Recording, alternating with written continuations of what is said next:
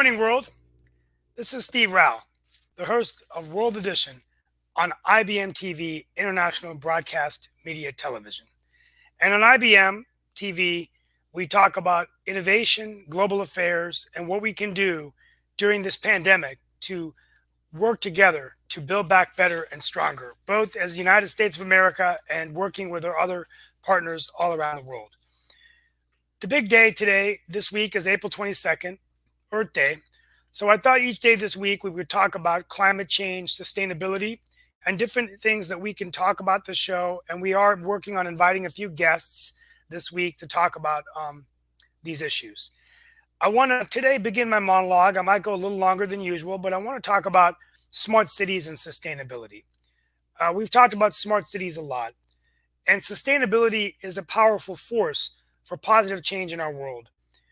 It's driving transformation, innovation, and improvement across all aspects of society.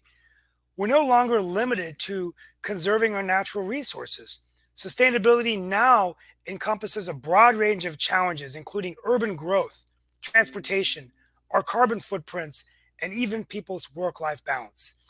As the world's population is expected to increase by an estimated 33% before 2050, and with nearly 70% of those people living in urban environments, sustainability has become a real focal point for forward-thinking cities. So where do smart cities and the Internet of Things fit into this? I could spend a long time talking about it, but that's what we plan on talking about today. And we've invited someone from NC Riot to come in this week and talk about it. But the Internet of Things and smart city technologies are key ways for success in driving sustainability initiatives. As an entrepreneur, if you're listening, the global smart cities market is predicted to reach 3.6 trillion by 2025, and that's up from 773 billion in 2016. So where can we be innovative? Well, first of all, a smart city is really defined as any city. I'm going to define it for you real quick. It's basically leveraging data in real time so that governments and businesses and citizens can make better decisions. They're built on complex intelligent networks, cloud services, cloud applications, and all of these tools analyze the data and transform it into real-time intelligence that helps us make better decisions. One example would be smart garbage bins that were solar powered, where you could actually automatically get a notification of when your garbage bin is full, and then you could also recycle more. There's an innovation company called Big Belly that I'm going to talk about today that's been doing this. There's all kinds of innovations taking place the world. Embedded sensors where city managers can manage traffic flows, noise levels, air quality, energy usage, travel patterns in real time. And all of these will allow businesses and citizens to review and make changes swiftly to improve our services. I'll end my monologue with talking about just a couple of things. One, the city of Belmont, which we should talk about today, which is Bill Gates' city in Arizona, built in the middle of a desert, using digital technology, using broadband, using autonomous vehicles as a city of the future. And many, many cities around the world are leading in these initiatives. China is planning 100 smart cities.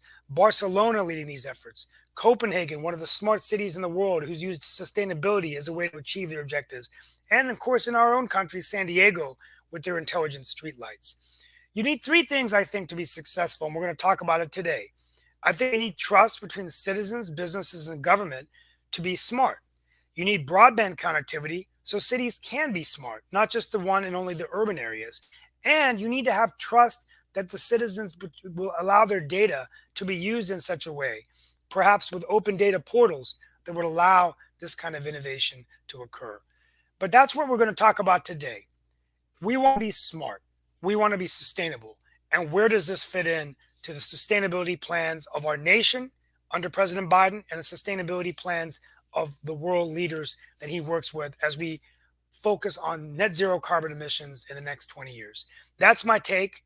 I have with us today Rex Lee, Mark Lee, Sasha Starr, Rakesh, and Paul. Welcome to the show, guys. And I'm sorry I went off my monologue. I condensed about a 20-minute monologue in 5 minutes.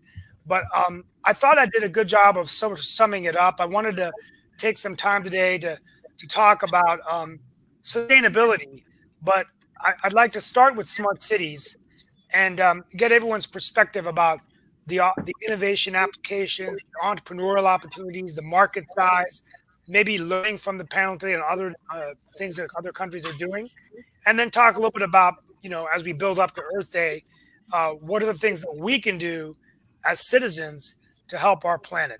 So I'm going to go ahead and start with you, Rex, the technology guy. What are your thoughts Yeah. about the things that I've said today? Oh, this is a great topic, and coincidentally, I'm on the show today. I actually helped develop some IoT apps and platforms centered on smart cities. One of the things that citizens can do today to help this initiative is see if their city has a 311 app. 311 apps are important. I helped develop some 311 apps for Carnegie Technologies out of Austin, Texas. And what those city apps do is they allow citizens to participate in smart cities immediately by reporting, nothing. Crimes such as a petty theft can be reported to 311 rather than 911 and so forth. So it takes a lot of weight off of 911, where they can focus on more sentinel type calls of violence and crime in action and that sort of thing. Also, citizens can report potholes through 311 apps and other things. And then innovators can also hook into the 311 app ecosystem to help the city with things like reporting a traffic problem or a stalled car and those sort of things. So if you never heard of a 311 app or 311 in your city, look it up and look up your city's 311 and get involved.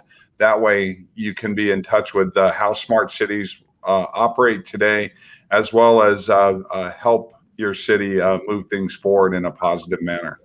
Fantastic. This is Rex. We have such exciting things to talk about today, and we're so glad you're here with us.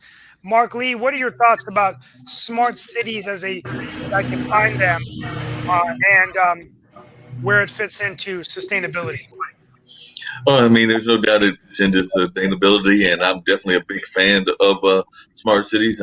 My understanding that Durham has actually been moving in that direction, working on some smart city initiatives, and they've actually been trying to figure out a way to do it in a way that is equitable, so that some of these initiatives are not just held in, say, the downtown area or in the areas that are known for getting a lot of the benefits of the smart cities, but definitely trying to make sure that it is held in all parts of the city. So not just the downtown or the Duke area where I live near and everything, but also definitely going toward North Carolina Central University and even into like Wellens Village and some of the neighborhoods that would be more urban, for lack of a better term, and all of that. So definitely, I know that Steve Schul, our current mayor, as well as I want to say our past mayor, were big fans of the smart city concept, and a lot of our entrepreneurs here as well. So they've been doing a lot of research into this regards, and definitely folks like Jess Everhart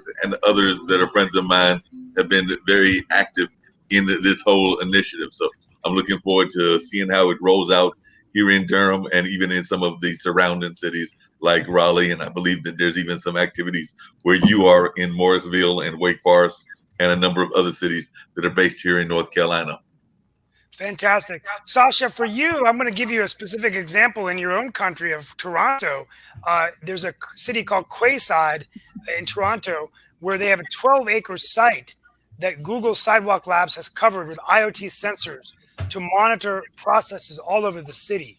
So is this something going on in Canada when we start smart cities? And what is your thoughts about some of the things I've said? Yes, Canada generally is doing quite well on the high-tech front, and there are some, beside Toronto, there are also large technology centers, one in West End, Vancouver area, and another one in capital, Ottawa.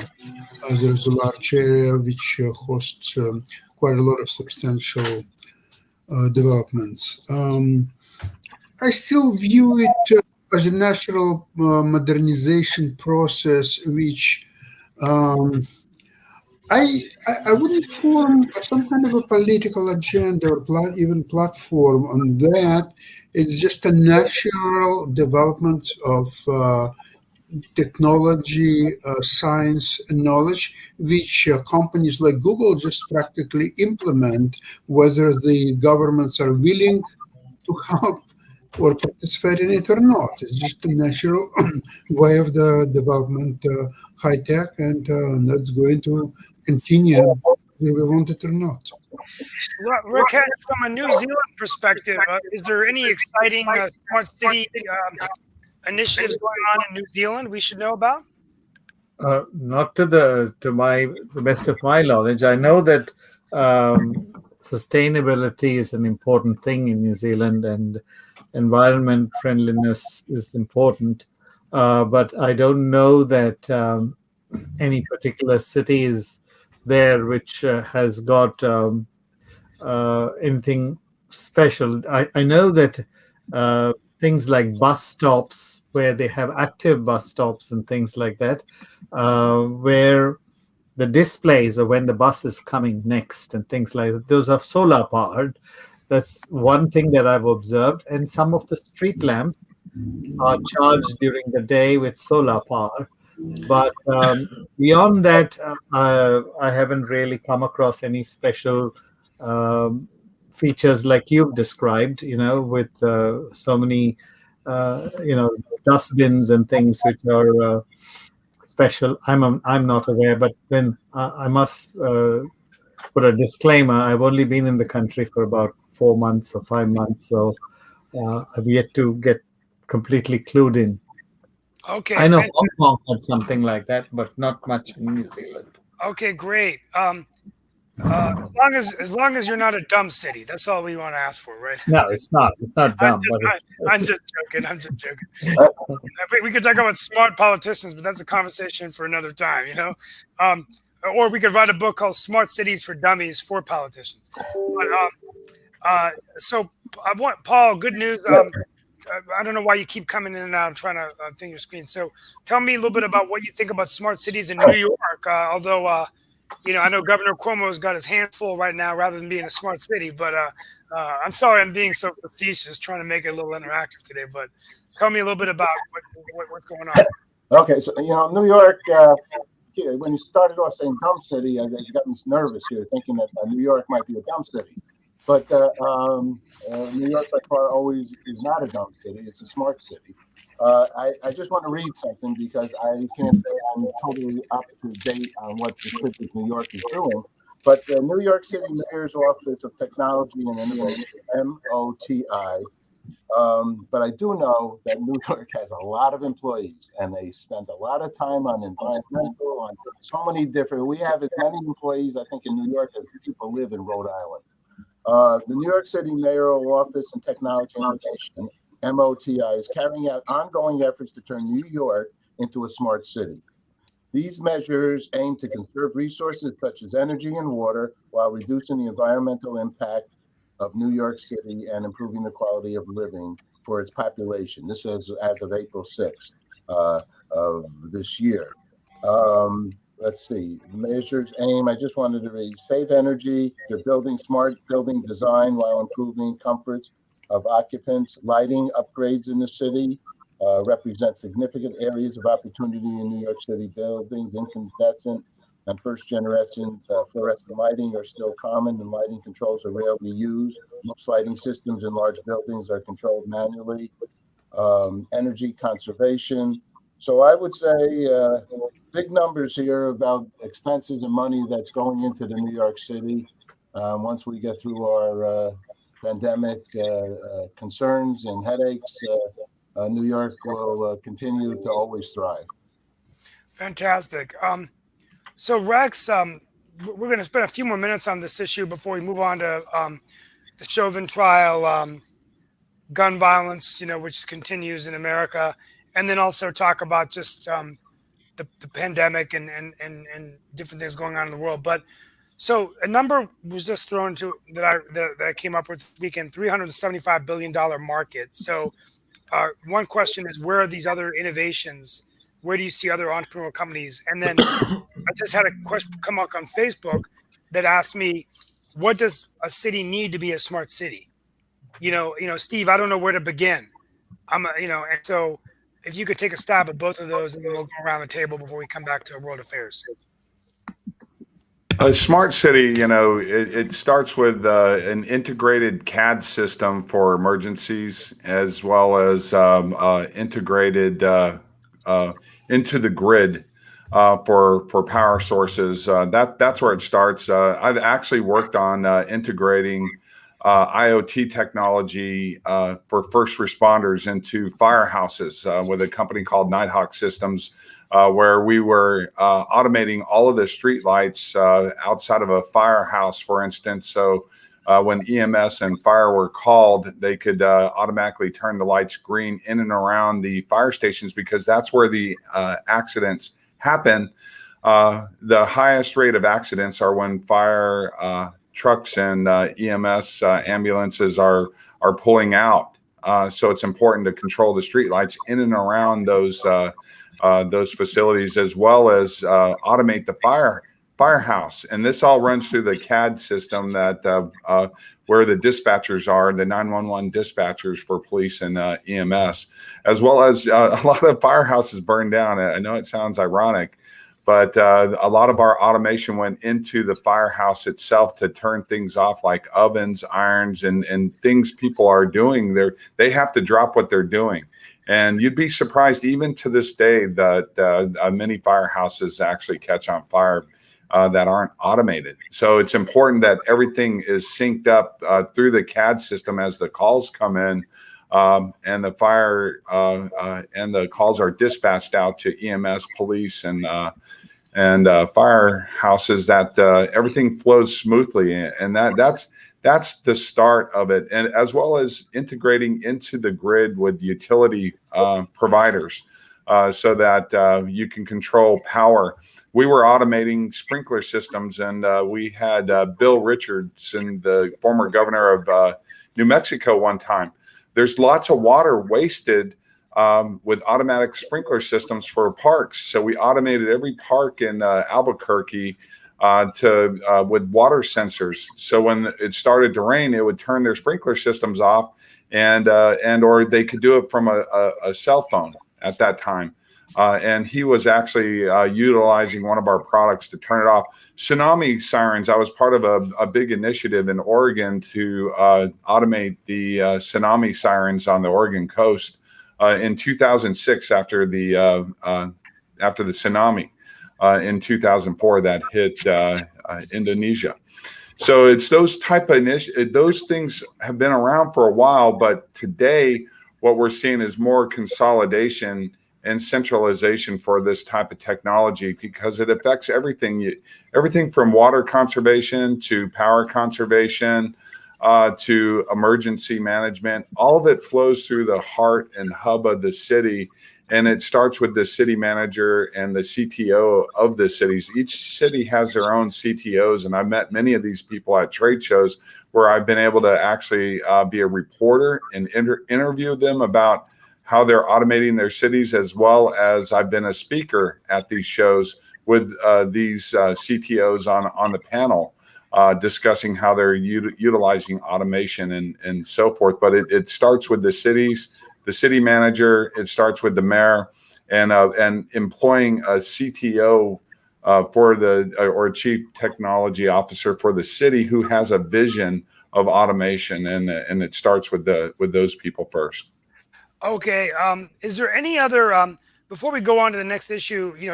Today I want to sort of get your ideas about other smart city initiatives that we can focus on. But is there anyone else that has any insight about the market opportunities? What other things we got to be thinking about on as we talk about Earth Day, climate change, sustainability? I'm going to let people chime in when they want to chime in. Is there anybody that has anything to add about this issue? I believe in India, they have made some significant progress regarding smart cities. But I've not been to India for quite a while, so I don't know how far the progress has been. I've heard a lot of things about how they are planning to build a lot of technology, attract technology hubs into the city, so that they can build on that presence to make the city a very sustainable and using non fossil fuel, renewable fuels as they call it, but it's hearsay. It's what I read in the newspapers. That's all. Yeah, one of the things we worked on that's interesting for innovators was the ability to work with 311 app developers like Connected Bits out of Boston. They managed about at that a couple of years ago when we worked with them, they were managing upwards of 20 of the top 25 cities and their 311 programs, and they were integrating into the 311 app rewards. My city rewards me, to motivate citizens to be able to download the 311 app. The problem with these cities is they're doing these innovations, but the citizens themselves have to take action by finding out if they have a 311 app program. Now, these work with the smart streetlights. I've had a lot of experience with those smart streetlights that you're talking about in San Diego. That's a GE AT&T initiative. And there's NFC. What innovators should focus on is developing apps around NFC tags or near field communications, because that's how they work. Your phone has an NFC beacon in it today. Everybody's smartphone has that. And how these streetlights work, they can manage traffic flow from the streetlights to know how many citizens are walking down the street, as well as how many cars, by way of pinging your smartphone. It doesn't identify you, or at least they'll tell you it doesn't identify you. And that helps with traffic flow and so forth. But if citizens don't agree to participate for privacy purposes, then they're not engaging the public in this. As well as those streetlights have microphones on them, people are afraid they're picking up conversations, but they're there for gunshots, so that if someone doesn't report a gunshot, the streetlight can actually pick up the gunshot and send an emergency vehicle over there. And there is Mark may be interested in this. There is one of the issues that comes up at the conferences is that they're putting a lot of this smart technology into safer neighborhoods where there's less crime, because that's where the money's at. Because, I hate to say this, but Google's involved with a lot of these programs like broadband and fiber, and they start where the money is first. And they're abandoning these initiatives in the inner city where they could use this technology. And I think that community leaders need to get involved and make sure that their voices are heard when they first put this infrastructure in, or they're going to abandon those inner city communities and so forth. And that's a big issue. Thank you. Shaquille, we're talking, before we pivot to world affairs and things like that, we're talking about smart cities, and Earth Day is Thursday, and I wanted to take a moment to talk about smart cities and sustainability. So we define smart cities as using and optimizing data to get real-time visibility, so you could have smart garbage bins, smart transportation, all kinds of things. And there's a great, you're a businessman, so $355 billion market opportunity, the global smart city market. So as an investor, are you excited about the kinds of entrepreneurs that can emerge that are doing things? Well, as you know, I am a little bit tech phobic, so I'm sure that there is some great investment opportunities there. It's the way the world's going, but how much everyone's prepared to embrace tech, I don't know. But look, I think technological advancements are here to help us, and we should take advantage of them. But what about down under in Australia? I mean, are there smart city initiatives going on? Probably. I haven't paid much attention to that, I'm afraid. I'm out of my You're not living in a dumb city, are you? I might be. So before we pivot to the maybe these cities have smart technology, but they're dumbly run. That's a different. Be nice now. I got a meeting at City Hall in an hour with someone yelling. I'm here on Tuesdays. I think the Go ahead. Someone's Steve, saying. Steve Paul. Hi. I think it's one thing is still the old adage of reduce, reuse, recycle.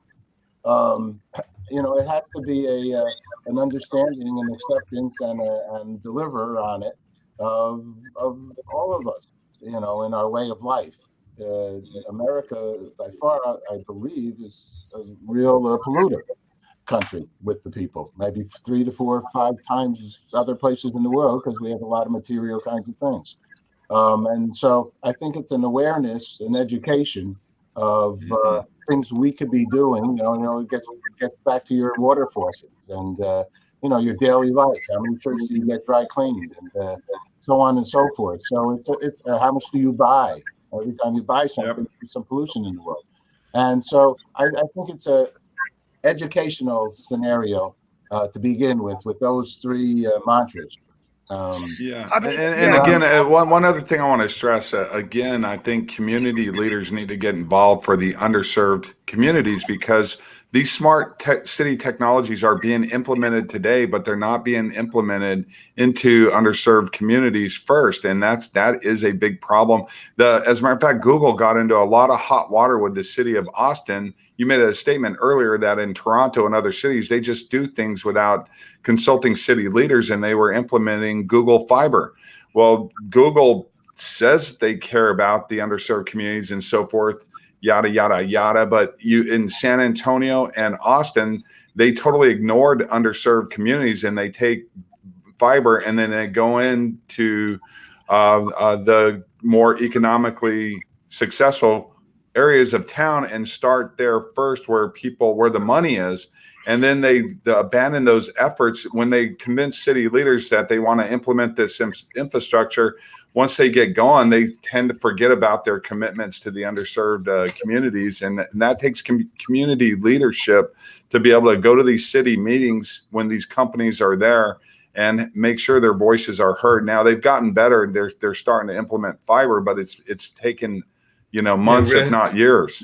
Yeah, Rich, and I definitely agree with you. And that's actually something that Durham has done well. And they've actually borrowed from similar programs. So they've actually got a program that's going on this year called Innovate Durham. And they've got that from other cities similar to Kansas City, Pittsburgh, and San Francisco, which were also doing those Innovate programs. So they're actually turning the local government, both city and county, into basically like almost a lab where they'll have a chance for people to test new ideas, products, or services that are in this kind of smart city field of everything. So they're turning the local government into a laboratory for startups and entrepreneurs. So Kill, you can come to Durham and you can try some of your experiments over here and everything. But it's a 16-week partnership program that is going on.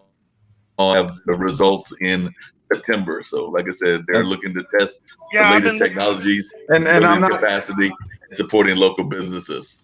One thing I want to say, Google is getting better. They actually are getting better. It's not Google. It takes the leadership of the cities to make sure their voices are heard. And it starts with broadband. If you don't have broadband in these underserved areas, IoT and smart cities aren't going to operate well in those areas either. So you can start with the infrastructure, but it starts with broadband connectivity first.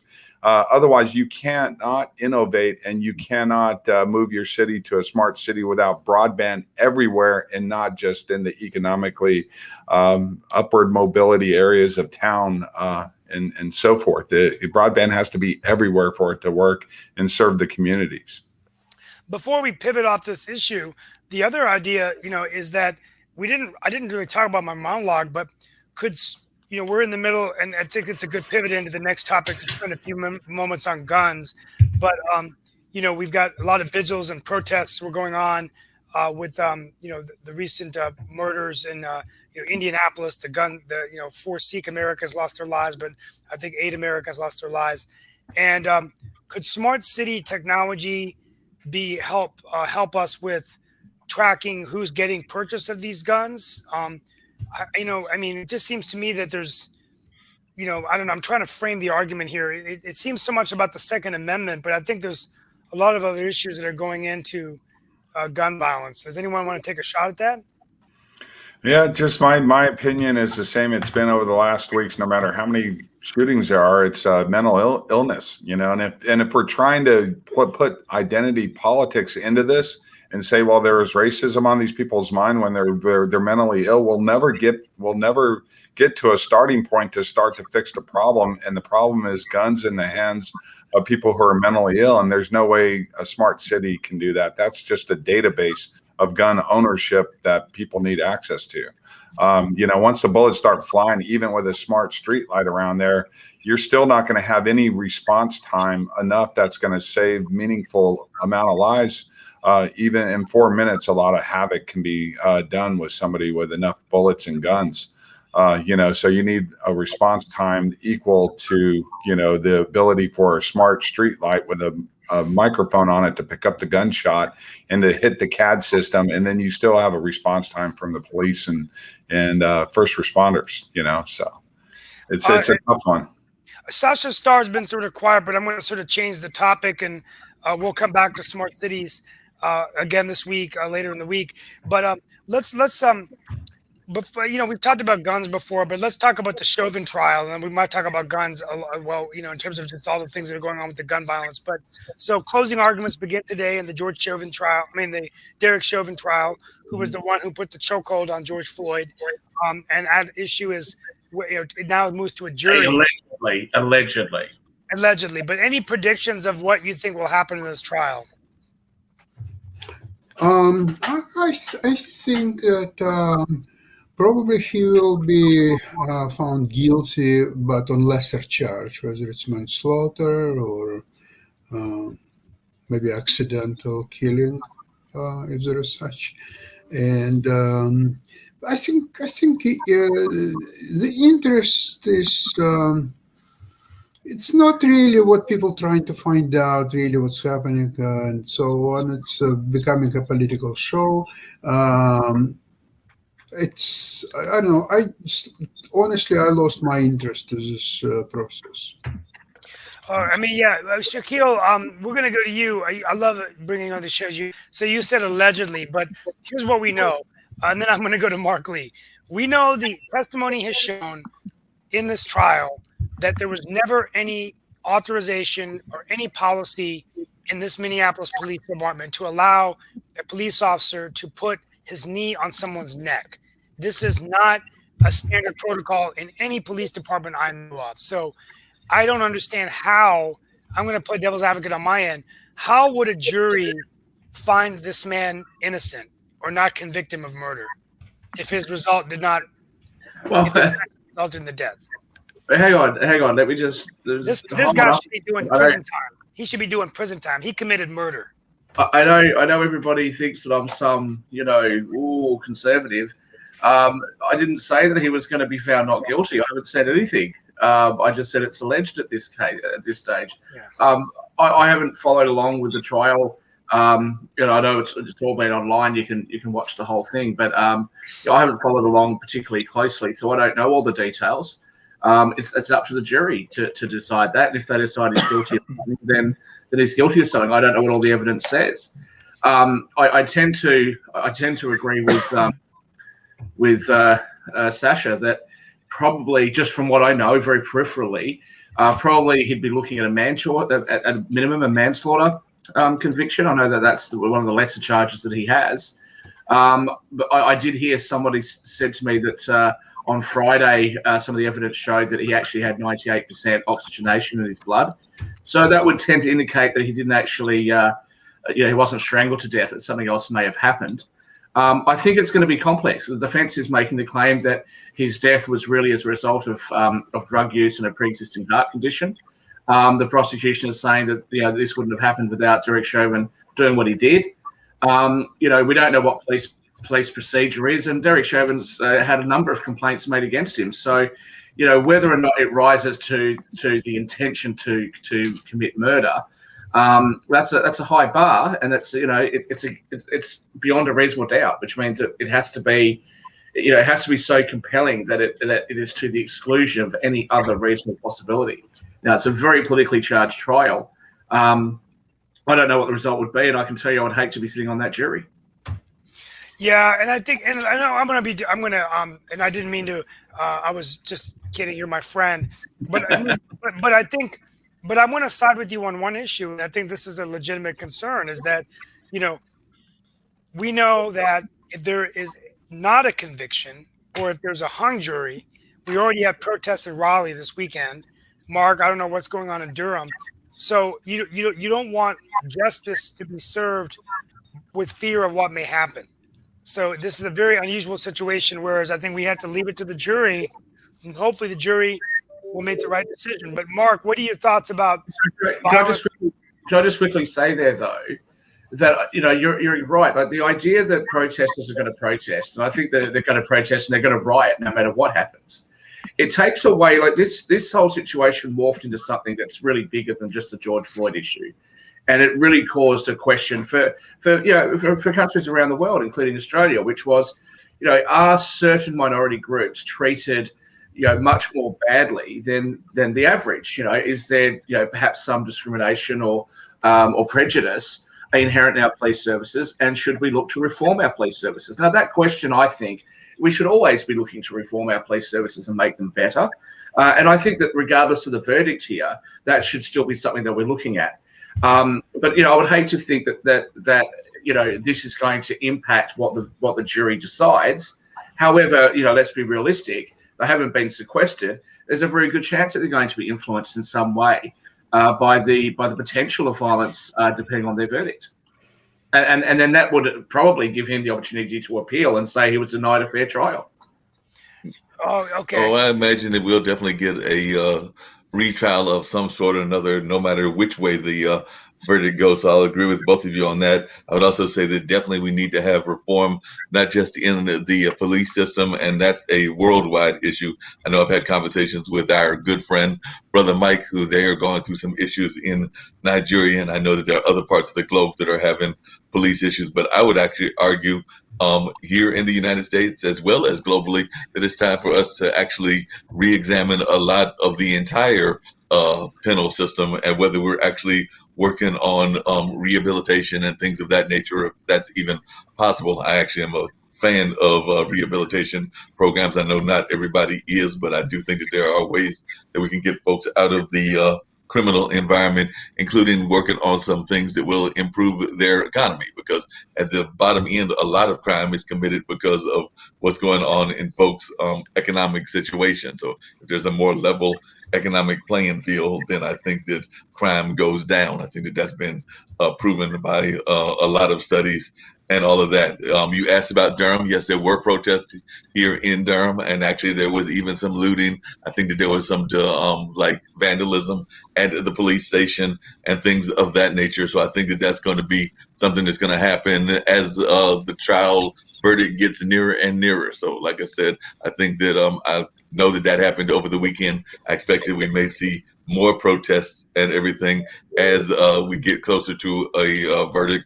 I actually fear, depending on the verdict, that it could be something similar to the O.J. Simpson trial. If you want to go back even further in time, when I was a kid, something similar to the Watts riots, depending on what the verdict is and how people around the country respond to it and everything. So that's one of my fears, is that that could happen. And definitely, I hope that that doesn't happen. And by the way, they actually added a whole nother issue with the what happened here in Durham, because one of the victims of a police incident, I'm not sure whether it was in the prison or whether it was when they were arrested, was in the trans community. So it wasn't just the African American population that was in uproar, but apparently also the trans population was as well. Fantastic. We're gonna. I mean, I think. Well, we're gonna wait to see what happens with the trial. We've already spoken about gun violence, but I think the key is, President Biden has issued a lot of executive orders around gun violence. We've got the Congress and the Senate now reviewing it. I think it's just going to take us trying to explore why so much of this is going on. Before you move away from guns, are there any issues about what you think the United States needs to look at in terms of addressing? I'm losing count. We had Boulder, Colorado. We had Atlanta. We had Indianapolis. We've had police shootings in Chicago where Mr. I think his name was Alex Toledo was shot in the chest, a 13-year-old. We've had the recent incidents with Dante Tyler. So lots of incidents with police and shooting down minorities, black minorities. But any final thoughts from any of the panel before we go to our next issue? What about the pullout from Afghanistan? Okay, great topic. Yes, yes, that's a great topic. So, yeah, so I'll start, and then I want to get. Here's the question for the panel. Do you agree or disagree with President Biden's decision to pull our troops out of Afghanistan? And if so, why? And what are the implications moving forward for U.S. foreign policy? So I want to start with Sasha Starr first because he talked, and then go to Shaquille. What is your thought about this? Of course, he has to pull up out troops in Afghanistan and many other countries where U.S. troops are stationed. And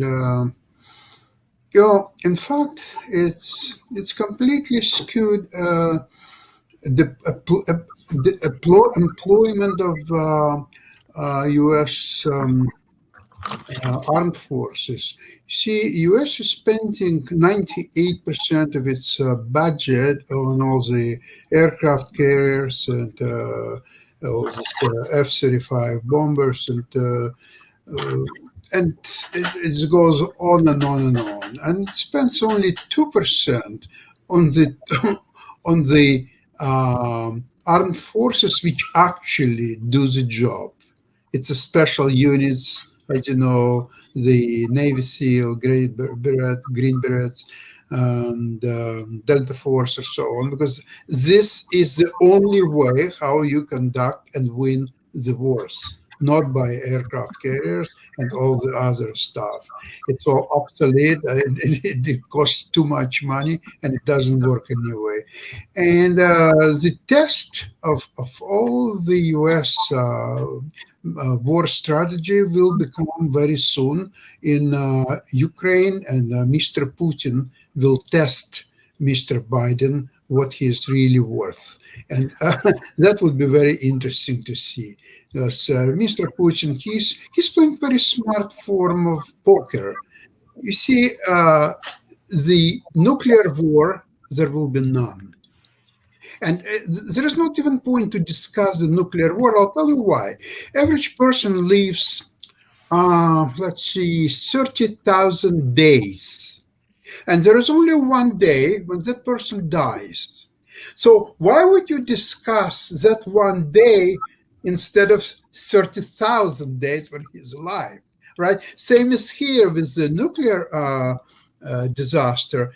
It's one day disaster. That's all there is to it. The humankind is there for 100,000 years, right? So why would we worry about one day when we've been so far surviving 100,000 days? So that's non-event. If it happened, it will happen. Everybody's gone. If it's not happened, it's not worth to discuss it, right? Yeah, absolutely. Rakesh, your point. I have a slightly different take on nuclear war. I think in places like Afghanistan, it's already have these recalcitrant, atavistic kind of attitudes.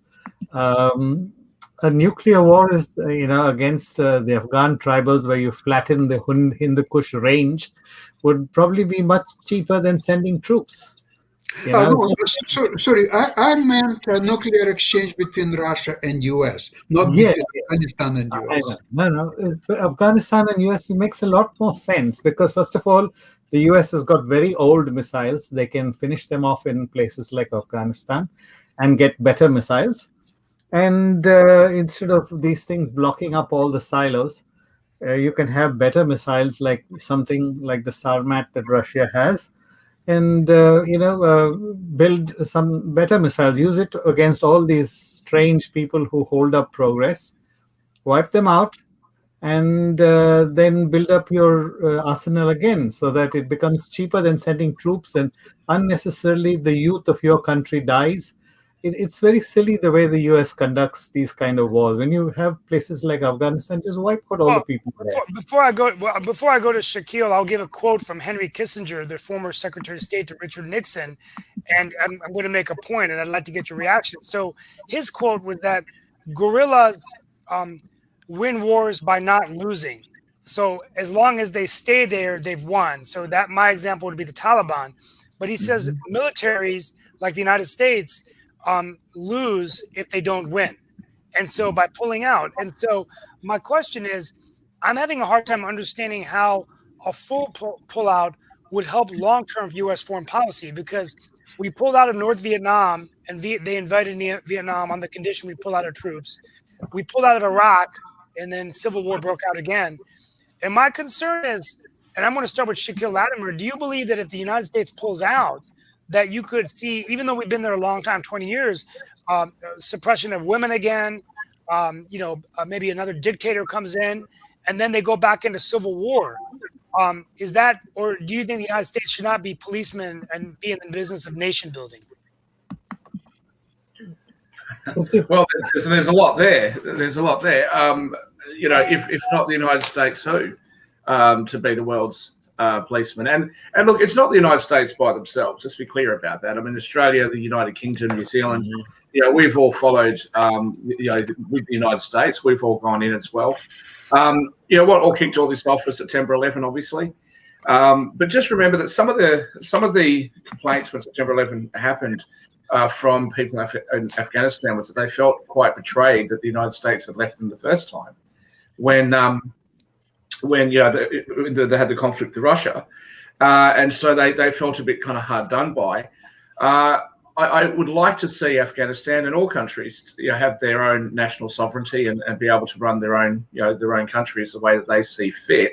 But I do think that we just need to be very careful about the human rights issues and, whether there could be suppression of women, the treatment of homosexual people, that sort of thing. I do think that's a concern. I'm no expert on that region of the world, but I certainly think we've got to be careful.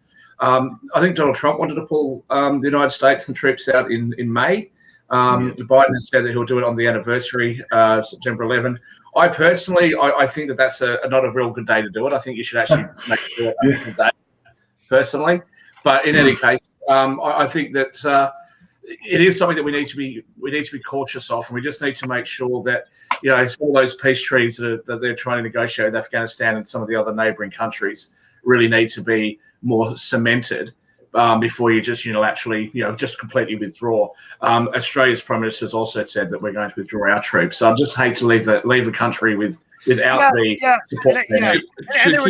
Shaquille and Steve, I guess the one question I've got is, and I don't know the answer because I'm definitely a big fan of human rights and definitely a fan of countries having their own sovereignty and all of that. But I do sometimes fear that if we don't let countries kind of like come to their own decision as to what style of government they want and how they're going to run their own countries, that we run into that whole concept of colonialism. And we've already gone down that path once or twice before, not just us, but England and France. And definitely, I would even argue Russia, and still to some degree, Russia still is. And that's probably why they're having the issues with the Ukraine and everything. But I'm just wondering, can we actually honestly have that kind of going of having the need to have the human rights being understood and addressed, but at the same time not go too far to the other side of trying to control and dictate what the governments are doing? Well, I don't think we. If you don't have human beings there, you won't have to worry about human rights. You just use the nuclear weapons, wipe out everybody out there, and then that's the end of that story. There's no need to bother about human rights. If there's some bunch of people who are stuck in the Stone Age, wipe them out. Yeah, I disagree with just everybody who wants to live in the Stone Age. I would say let them live in the Stone Age. Leave them alone. We shouldn't have never went in there. No, the trouble is we shouldn't have never went in there at the level we did. We were there to assassinate Osama bin Laden, and that was it. We shouldn't have never went into Iraq. I felt like we were Bugs Bunny heading to a target in Afghanistan, and we should have took a left in Albuquerque. What the hell are we doing here?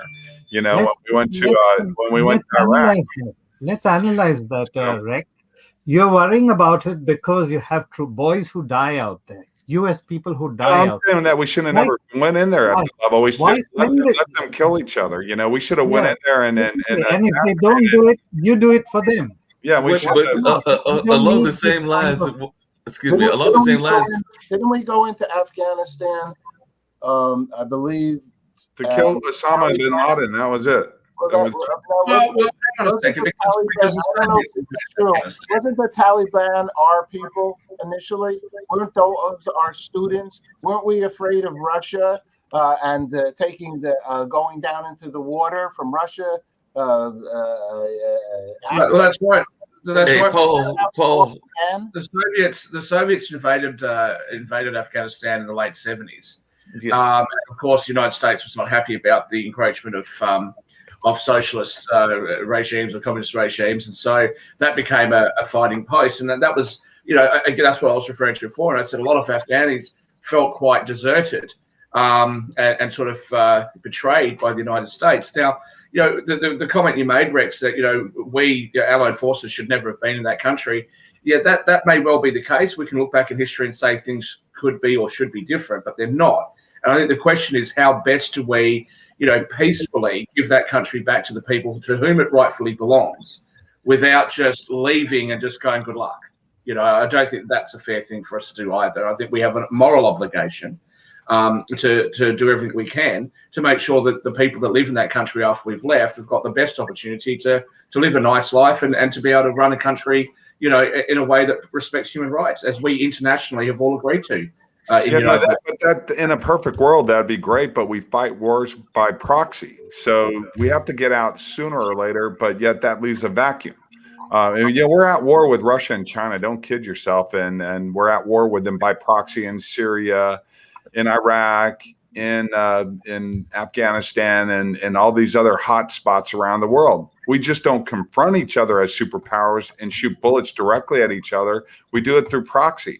And it ties back into the industrial military complex that Eisenhower warned us about. And here today, we have too many war profiteers. There's too many neocons in our government influencing Democrats and Republicans to keep these wars going in these countries. I agree with using nuclear weapons as a sheer deterrent. You kill somebody here, we're going to react with the heavy hand and fist. But this idea of going in with the police officers and bandaging people after we drop bombs on them and blow them up and then try to put bandages on them is a bunch of BS. We don't need to be in a country for 20 freaking years. We should have went into Afghanistan full force to kill Osama bin Laden when we had him there, and then got out as quickly as we got in, rather than trying to do nation building. Hey, Rex, just really quickly and everything. One thing, and I'm probably going to throw you a softball with this and everything, is that we've also had the bad habit of finding dictators that we liked and that we supported and everything. And then when we didn't like them anymore, we went and arrested them, and then we left the country in shambles. I can point to Nicaragua just down to the south as an example of that.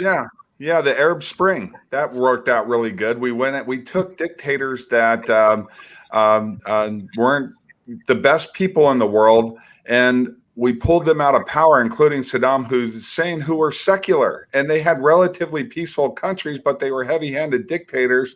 But once we pulled them out of power, that left a power vacuum for the fanatics to come back in, and things actually got worse rather than better. So we don't have a good history of doing this very good at all. We're actually terrible at it. No, we're very terrible at it, and I know we're getting ready to wind down, Steve, and everything. But I was going to point out something that I found interesting in the news recently, which is actually that George Bush has come out in favor of some of the reforms that are going on, and is actually asking for a bipartisan agenda in that and everything. So he put out a op-ed in the New York Times, actually showing the impact that immigrants have had in our area and how they have done some really good things in our society, pointing to Madeleine Albright, pointing to Dirk Norwitz in the NBA, and a number of other folks that have done well. So he's actually urging both his party, the Republicans, and the Democrats to come up with a unified plan that they all can get behind. So I was glad to see Bush actually do that, and that showed some of his moderate leadership. Yeah, real quickly. Well, Yeah, go ahead, Sasha. When Start. he was the Okay, president, I said before, while U.S. Army is their success is rather very limited at the best. The special unit forces are very effective, and not only effective at what they're doing, they're also cost effective because, as I said before, it's only 2% of overall military spending. So, beside that consideration, I really don't see any scenario how the conventional war can be won. At what point you say, okay, we won the war? Which war then US ever won after Second World War? There is no such thing because, okay, you must have highly developed Western countries such as Germany, which will consider unconditional surrender. Okay, do you expect Afghanistan to unconditionally surrender? Absolutely not. People don't understand even what that means, unconditional surrender. So then you keep fighting for generations, for 50 years, for 250 years, and there is no end to it. And it sucks your resources. People are still being killed. I'm talking about American lives. And well, special units can do the job in, I don't know, in 2.5 weeks, and then that's the end of it. As they did with the Osama bin Laden at the end of the Just day. one day, one Minuteman missile will wipe out and give such a deterrent. All the terrorists will lay down their arms when they feel the effect of the radiation. Just one deterrent. That's all. Because these people get all the weapons from Security Council countries: China, the United States, Russia, the United Kingdom, and France. They're the people that provide like 95% of the weapons to these war-torn areas. Yeah. So, unfortunately, it's not just politics in the United States; it's politics internationally. And I disagree with some of the comments made. The United States has done a terrible job. It's very easy to count all the lives that have been lost. You can't count the lives that weren't lost by the US's presence. And, the United States has an obligation, as does the international community, to stand up for human rights abuses. That's something that we agreed to in the United Nations when the United Nations was formed after World War II. We wanted to try and, intervene. We thought that there was going to be genocide, but we thought there was going to be massive crimes against humanity. And all this criticism without any kind of reflection on, what were the alternatives at the time, I think is really demeaning to the many lives and the sons and daughters of our countries that have sacrificed their lives to try and make a difference internationally. I think we should have a bit more respect for our troops than that. No, I didn't say we did. We don't have a good history of this. We had a great history of it through Korea, but since Vietnam, we haven't had a good history of building nations, going into nations as a police force rather than going in full force as an army. And actually, when was the last time Congress actually sided with the president to declare an actual war? We never declared war on Afghanistan. We never declared war on Iraq. That's what I'm talking about here. When we declare war on somebody like we did in World War II, we get the job done and we save lives, but we're not declaring war and going in full force to deter. The United States declared war in World War II. That war had nothing to do with the US originally. And I do believe that the United States did declare war in Iraq. We have to, guys, it's been a great show. We have to wrap up. I want to thank everyone for coming today. I was going to ask Sasha about Ukraine. I'm going to ask him tomorrow. We want to thank everybody for coming today. And my final thought as we close out the show, first of all, I think that we need to realize as we look at U.S. foreign policy that many of the troops we've had in North Korea and Germany and NATO have been forces of deterrence. And so when is that point in time where you pull out the troops if there's not a clearly defined objective, or what is that objective? So this will be a continued discussion we have. The other things we didn't mention is there will no longer be a Castro running office, as Raul Castro will be stepping down in Cuba. And, we will be tracking events in Myanmar as well. And we'll continue our discussion tomorrow. My final thought is in North Carolina heating up again as a really critical U.S. Senate race in 2022. Our former governor, the 74th governor of North Carolina, Governor McCrory, has announced he will be running for the Senate seat. He may be running against Laura Trump, the president's daughter-in-law. I've known Governor McCrory since he was mayor and then governor. but I will disagree with him in that he says that he orchestrated the North Carolina comeback. Let us not forget that after he left the governorship, North Carolina lost an estimated $3.7 billion of businesses who pulled out because of the HB2 law. It's going to be very interesting to see as he runs for the U.S. Senate how he defends signing that bill. Maybe he can still do it, but I disagree with those surrounding him that this is not going to come back to haunt him. I think it will, but he does have the name recognition to win the primary. And like I said, he and I disagree on a lot of things, but I do think he's a good man, and I wish him all the best in his run to be maybe the comeback kid, a Senator McCrory. On that note, thank you so much for being with us on World Edition. This is Steve Rao signing off, and we'll be back